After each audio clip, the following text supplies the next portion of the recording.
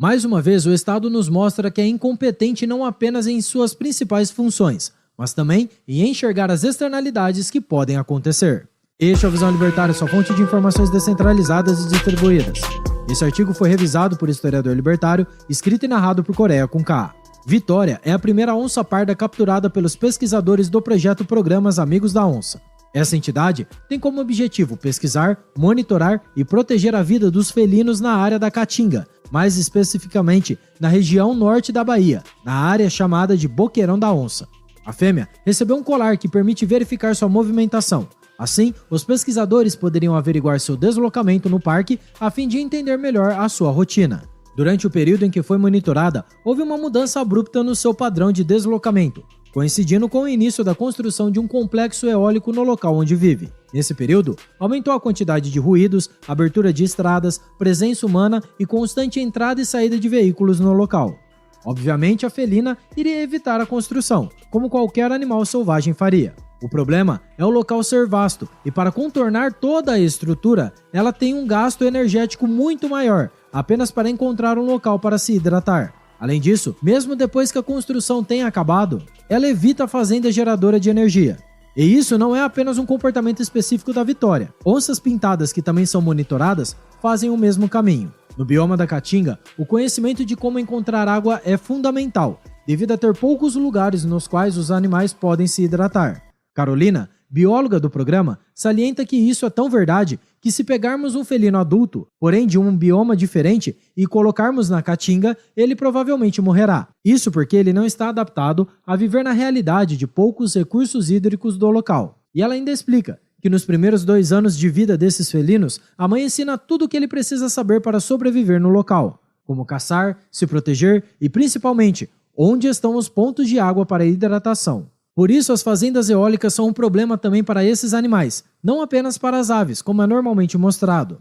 As onças da Caatinga estão à beira da extinção e dependem de matas nativas para continuarem se reproduzindo. Para se ter uma ideia, apenas 250 onças pintadas e 2.500 onças pardas vivem nesse bioma, que vai do norte baiano até o sul do Piauí. Só no Boqueirão da Onça vivem 30 onças pintadas. Elas estão na fase conhecida como criticamente ameaçadas de extinção, o estágio anterior à sua extinção completa na vida livre. A onça parda está na fase anterior, conhecida como em perigo de extinção. Contudo, é importante frisar que o censo feito desses animais é de 2013, então os números podem ser ainda menores. A bióloga comentou estar preocupada com os felinos, pois somente no Boqueirão da Onça existem 4 complexos eólicos, sendo um deles com 500 torres. Além disso, 2 fazendas estão em processo de expansão. Existem também outros 6 empreendimentos que estão sendo construídos. Concomitantemente a isso, o local está chamando a atenção para a energia solar. Em 2021, foi construída uma usina de energia solar, que desmatou 3.000 hectares de vegetação nativa. O desmatamento altera o escoamento da água da chuva, impactando nos boqueirões e nas nascentes próximas, podendo secar os locais utilizados pelas onças para se hidratarem.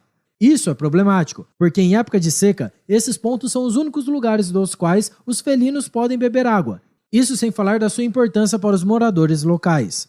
Apesar dos investimentos serem ótimos para o governo dos estados e dos municípios, isso causa um problema ambiental antigo, o abate intencional das onças. Como elas precisam dar a volta para evitar as fazendas, elas acabam se aproximando das propriedades rurais, que possuem animais como cães, bodes e cabras. Assim, os produtores entram em conflito para proteger seu rebanho, resultando na morte desses felinos.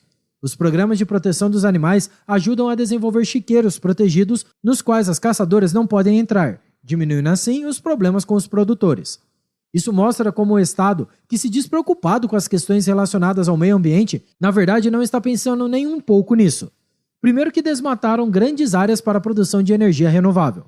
Segundo que essas fazendas eólicas e solares criam mudanças que impactam negativamente na afluição das águas da chuva. Isso acaba criando mais escassez desse recurso, já diminuto nesse bioma, deixando ainda mais crítico o problema para os grandes felinos da região.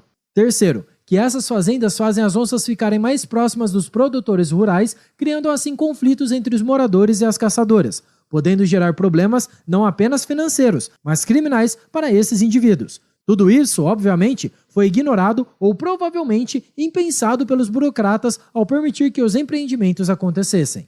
A ideia de utilizar energia eólica e solar para aumentar a produção de energia é uma ideia boçal em relação às alternativas. O melhor seria criar uma usina nuclear com uma pequeníssima fração de área que uma única fazenda dessas matrizes energéticas necessitam. Isso sem contar que a emissão de CO2 total e o lixo produzido é bem menor que a energia nuclear em comparação a qualquer outra fonte. Em um mundo libertário, as coisas seriam bem diferentes. A começar que não existiriam os locais de conservação públicos. Todas as reservas florestais iriam pertencer a algum ente privado. Isso por si só já garantiria que esses felinos não estivessem em extinção, pois safaris são um excelente meio de manter o ambiente intacto, além de garantir um fluxo de dinheiro para o proprietário. Além disso, como a terra é um recurso escasso, seria priorizado métodos de produção de energia que tivessem a maior densidade energética por espaço utilizado possível, fazendo da energia nuclear a principal fonte energética.